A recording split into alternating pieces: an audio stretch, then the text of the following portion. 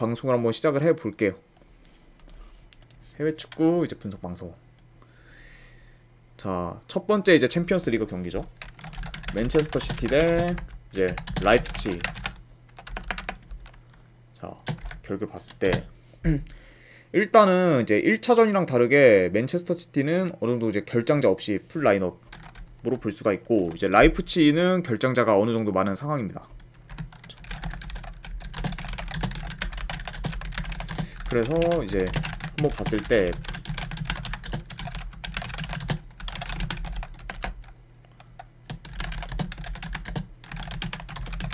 그럼 이제 여기서 라이프치히의 약간 결장자를 보면은 일단 이제 슐러거 선수, 그리고 이제 데아니 올모 선수, 그리고 지금 핵심 득점원이죠, 은쿠쿠 선수.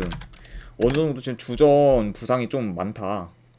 그러다 보니까 아무래도 지금 1차전이랑 이제 비교를 했을 때 맨체스터 시티는 오히려 더 그 라인업이 좀 강화됐고, 라이프치히는 좀 결장자 누수 때문에 라인업이 좀 많이 약해졌다. 이런 식으로 지금 평가를 할 수가 있어요. 그러다 보니까 이게 1차전이랑 비교를 하다 보면은 2차전은 좀 맨시티가 여건이 훨씬 더 좋은 상황이다. 네, 이렇게 한번 여겨집니다. 그렇죠. 그리고 이제 일단 뭐 맨시티가 지금 원정은 모르겠지만 홈에서는 지금 6연승으로 굉장히 지금 좋은 그런 분위기를 가지고 있죠.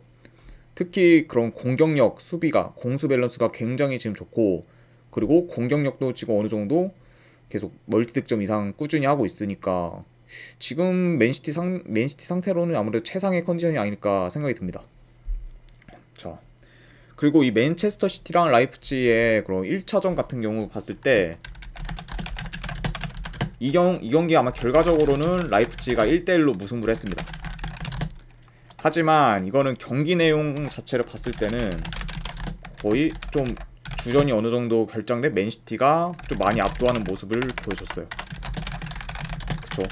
아무래도 이제 득점을 좀 안타깝게 못하는 경우도 굉장히 많이 보였고, 위협적인 모습은 맨체스터 시티가 더 많이 보였는데,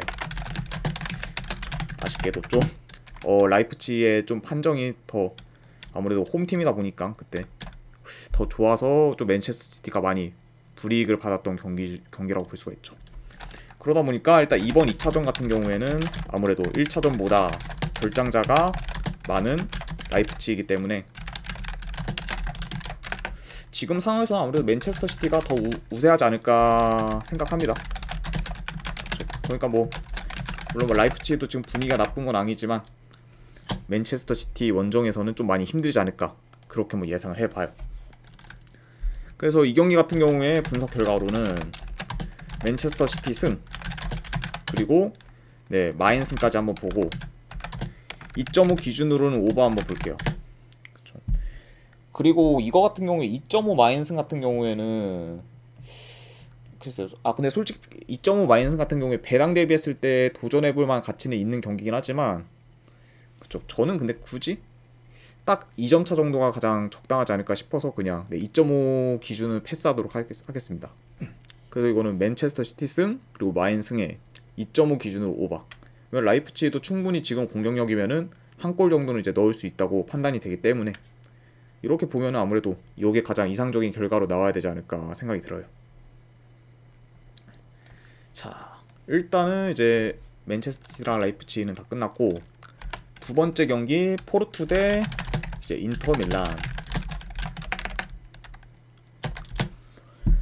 자, 일단 1차전 같은 거를 봤을 때는 이제 1대 0으로 인터 밀란이 지금 승리한 상황이죠.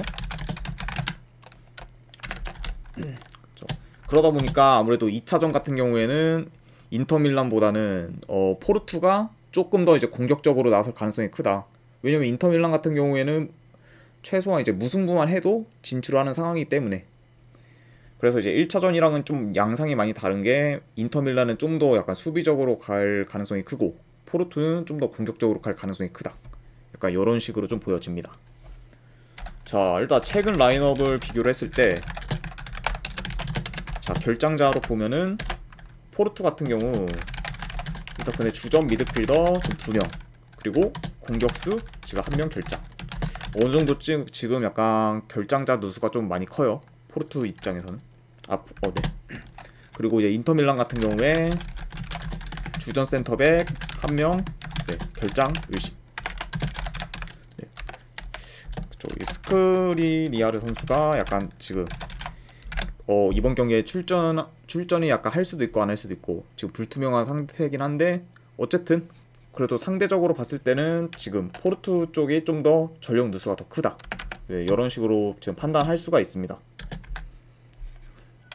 자, 일단 지금 상황으로 봤을 때는 근데 인터밀란이 지금 원정에서 그렇게 좋진 않아요. 왜냐면은 지금 볼로냐한테도 지고 이번에 그리고 이제 스페치아한테도 지고 해서 되게 지금 원정에서는 2연패로 좀 부진한 상태긴 하지만, 그래도 이제 포르투갈 리그랑 이제 세리 A가 어느 정도 리그 차이도 있고 그러다 보니까 인터밀란이 그렇게까지 뭐 크게 밀릴 것 같지는 않다고 봐요, 제 입장에서.